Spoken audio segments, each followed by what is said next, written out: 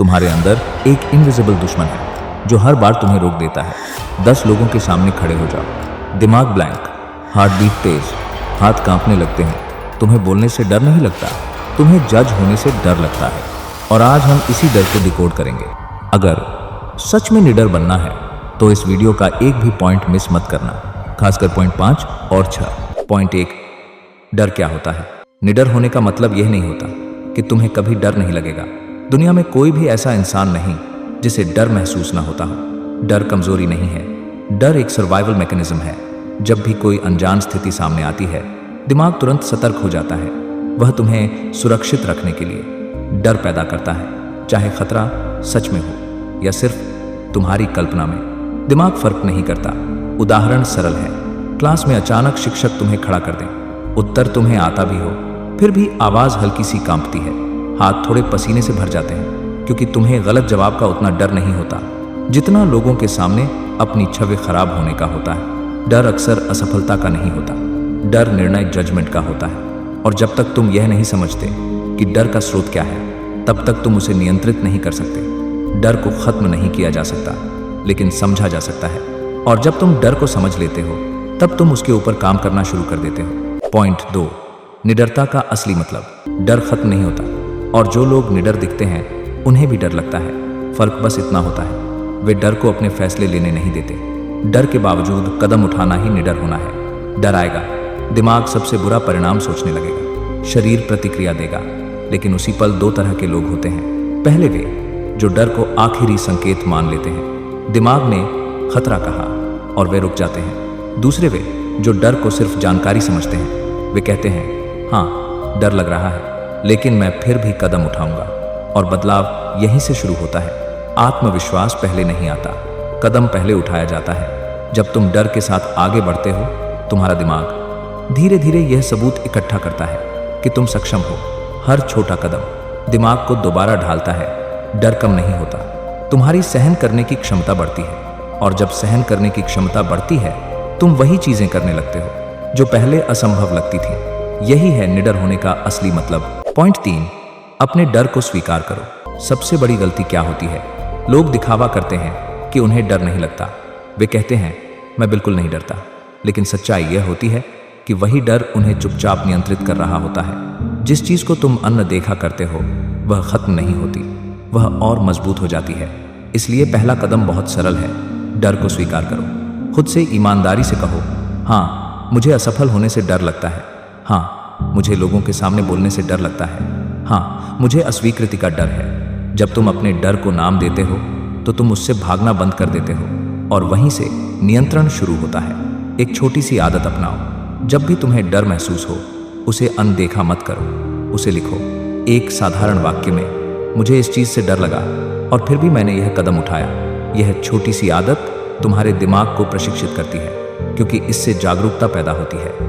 और मनोविज्ञान का एक सरल नियम है, अवलोकन नियंत्रण पैदा करता है। जिस चीज को तुम साफ साफ देख सकते हो, उसे तुम बदल भी सकते हो। पॉइंट 4, डर की दवा, कार्रवाई। डर अक्सर हमारी कल्पना में बनता है। दिमाग भविष्य के सबसे बुरे हालात सोचता है। लोग हंसेंगे, गलती हो जाएगी, सब खराब हो जाएगा। लेकिन कार्रवाई क्या करती है? कार्रवाई कल्पना को वास्तविकता से बदल देती है, और वास्तविकता लगभग हमेशा हमारे डर से छोटी होती है। इसलिए डर की सबसे ताकतवर दवा है कार्रवाई। छोटा कदम भी काफी है। उदाहरण के लिए, अगर तुम पब्लिक स्पीकिंग से डरते हो, तो सीधे स्टेज पर कूदो मत, दिमाग को धीरे धीरे ट्रेन करो। स्टेप 1, आईने के सामने 1 मिनट बोलो। स्टेप 2, अपनी आवाज रिकॉर्ड करो और सुनो।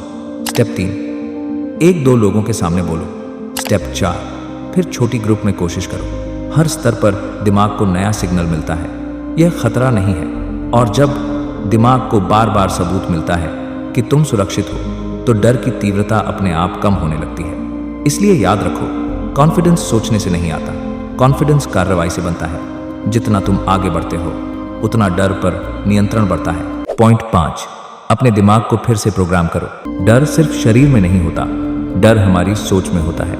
जिस तरह तुम खुद से बात करते हो, वैसे ही तुम्हारा दिमाग अपनी वास्तविकता बनाता है। अगर तुम बार बार कहते हो मैं नहीं कर पाऊंगा, यह मेरे बस की बात नहीं है, तो दिमाग उसे सच मान लेता है, क्योंकि दिमाग दोहराई गई बात को सच मान लेता है। इसलिए कई बार बदलाव बड़ा नहीं होता, सिर्फ एक शब्द का होता है, मैं नहीं कर पाऊंगा की जगह कहो मैं कोशिश करके सीख लूंगा। बस इतना सा बदलाव, लेकिन इससे पूरी ऊर्जा बदल जाती है। अब दिमाग असफलता से नहीं, सीखने से जुड़ने लगता है। और एक और शक्तिशाली तरीका है कल्पना करना। हर दिन सिर्फ 2 मिनट के लिए आंखें बंद करके कल्पना करो, तुम आत्मविश्वास से भरे हो, तुम स्थिति को संभाल रहे हो, कैंसिल की तुम स्थिति को संभाल रहे हो और काम अच्छे से पूरा हो रहा है। दिमाग इस प्रक्रिया को अभ्यास समझता है, जैसे खिलाड़ी मैच से पहले अपने प्रदर्शन का मानसिक अभ्यास करते हैं। और जब असली पल आता है, तुम्हारा दिमाग उस स्थिति को पहले ही अनुभव कर चुका होता है, इसलिए प्रतिक्रिया शांत होती है, डर कम हो जाता है और तुम खुद को ज्यादा तैयार महसूस करते हो। पॉइंट 6, बार बार संपर्क का नियम। डर का एक बार सामना करने से वह पूरी तरह खत्म नहीं होता, लेकिन जब तुम उसका बार बार सामना करते हो तो उसकी ताकत धीरे धीरे कम होने लगती है। पहली बार जब तुम किसी चीज का सामना करते हो, घबराहट ज्यादा होती है, दिल तेज धड़कता है, दिमाग ज्यादा सोचने लगता है। दूसरी बार थोड़ा परिचित महसूस होता है, डर अब भी होता है, लेकिन उसकी तीव्रता कम हो जाती है। तीसरी बार वह स्थिति सामान्य लगने लगती है। और ऐसा क्यों होता है? क्योंकि दिमाग को एक साफ संदेश मिल चुका होता है, मैं इस स्थिति से पहले भी गुजर चुका हूं, मैं इससे निकल चुका हूं। दिमाग अनजान चीजों से डरता है, लेकिन जो चीज परिचित हो जाती है वह धीरे धीरे सुरक्षित लगने लगती है। इसलिए विकास का नियम सरल है, एक बार कोशिश करना साहस है, बार बार कोशिश करना परिवर्तन है। और जब दोहराव आदत बन जाता है तो डर अपनी ताकत खोने लगता है। पॉइंट 7, परफेक्शन का जाल। डर की सबसे बड़ी जड़ क्या है? लोग क्या कहेंगे? और उसके साथ एक और चीज, परफेक्शन। हम तभी शुरुआत करना चाहते हैं जब सब कुछ परफेक्ट हो, परफेक्ट समय, परफेक्ट स्किल, परफेक्ट कॉन्फिडेंस। लेकिन हकीकत यह है, शुरुआत में कोई भी परफेक्ट नहीं होता। ना स्पीकर परफेक्ट होता है, ना क्रिएटर, ना लीडर। हर एक्सपर्ट कभी बिगिनर था और हर बिगिनर गलतियां करता है। गलती असफलता का प्रमाण नहीं होती, गलती इस बात का प्रमाण होती है कि तुम कोशिश कर रहे हो। जब तुम परफेक्ट होने का इंतजार करते हो, तुम शुरुआत ही नहीं करते। लेकिन जब तुम इम्परफेक्ट एक्शन लेते हो तो ग्रोथ अपने आप शुरू हो जाती है। इसलिए ध्यान बदलो, परफेक्शन पर नहीं, प्रोग्रेस पर। क्योंकि परफेक्शन दबाव बनाता है, लेकिन ग्रोथ स्वतंत्रता देती है। और जब तुम ग्रोथ पर फोकस करते हो तो डर पर नियंत्रण धीरे धीरे कम होने लगता है। पॉइंट 8, क्यों की शक्ति। जब संदेह आए, जब डर मजबूत लगे, तो अपना वाई याद करो। तुम यह क्यों कर रहे हो? तुम्हारा लक्ष्य क्या है? तुम्हारा उद्देश्य क्या है? अगर तुम्हारा वाई मजबूत है तो डर अपने आप छोटा लगने लगता है। कंफर्ट जोन सुरक्षित लगता है, लेकिन विकास वही नहीं होता। कंफर्ट जोन के बाहर ही चुनौतियां होती हैं और वही चुनौतियां तुम्हें बढ़ाती हैं। हर बार जब तुम अपना वाई याद करते हो तो तुम्हारा ध्यान डर से उद्देश्य की ओर चला जाता है और डर के बावजूद कदम उठाना आसान हो जाता है। पर्पस मजबूत हो, डर कमजोर हो। 2 तरह के डर 2 तरह का होता है। साइकोलॉजिकल फियर, वो डर जो तुम सोच समझ कर बनाते हो। कल्पना, ज्यादा सोच, लोग क्या कहेंगे का स्ट्रेस। फिजिकल फियर, वो डर जो असली खतरे में होता है, जब दिमाग को पता होता है कि सर्वाइवल रिस्क है। दोनों अलग हैं और दोनों को संभालने का तरीका भी अलग होता है। अगर तुम चाहते हो पार्ट 2 तो कमेंट करो पार्ट 2। 100+ कमेंट्स आए।